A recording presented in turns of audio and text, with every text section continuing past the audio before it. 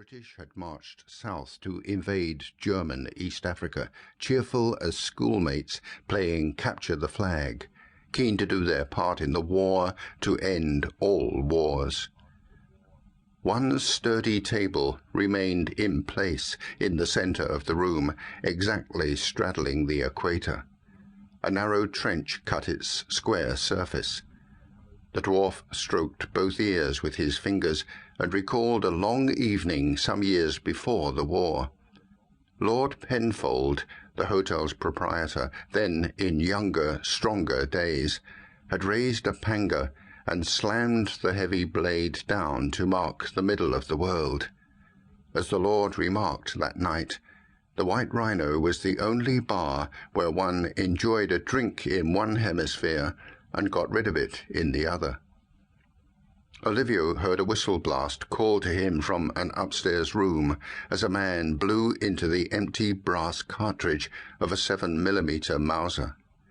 The barman drew the last bottle of champagne from the cold locker, selected a rhinoceros hide tray, and gathered a bottle of stout and 2 glasses. Then he ascended the stairs to the guest hall, pulling on the rail with one small hand. The keyhole of number 3 welcomed the dwarf's eye at just the proper level, and not by accident. He thought back to the day the carpenters had asked him how high to set the keyholes. He placed his right eye comfortably against the small, familiar opening. "Not now, shorty," an American voice said. "Just set down the black velvet. Go spy on Spongy next door. What's going on in there would blind a camel."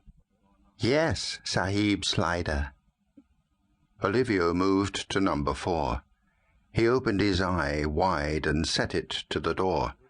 2 white robes were scattered on the floor. A musical tinkling as of 1,000 tiny bells thrilled his ear. The black tulips, he thought. He moistened his lips and angled his head to catch sight of the bed. He was eager to study their work, while the exquisite Somali twins performed their tantalizing specialty, leaving their client exhilarated and exhausted, without permitting penetration. A boot crashed against the inside door handle, bruising the dwarf's temple. He heard a voice whine, "Off with you, you twisted little brute." From long experience in the Bombay Club and in British East Africa, Olivio knew it was time to withdraw. The English were sensitive about their relations with these Africans, as well they might be. Vengeance would come later. Like most Goans, Olivio Fonseca Alevado took a long view. The Portuguese had occupied his own land, the island enclave of Goa on the coast of India, for over 4 centuries. One day they would leave. In the meantime, he would reward this rude Englishman, Mr. Spongy Hartshorn, in his own way. Only the English, Olivio reflected, would build this wretched hotel in the hills of central Kenya, a refuge for every red-eyed farmer and philandering ivory hunter from Nairobi to Abyssinia. What could such people know of civilization?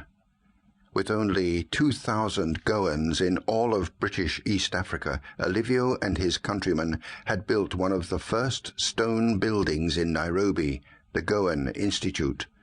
While these English farmers 350 years ago were shivering in damp huts in their own country, huddled under thatched roofs like black savages, the masters of the Inquisition were purifying Western India.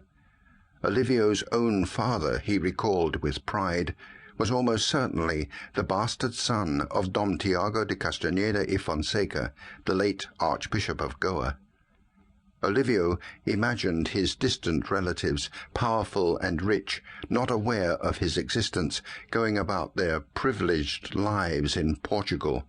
The dwarf dreamt what his legacy might be. Born in the shadow of a 16th century Portuguese cathedral on an island where Hindus and Muslims had battled and bred for centuries until the Viceroy Don Albuquerque killed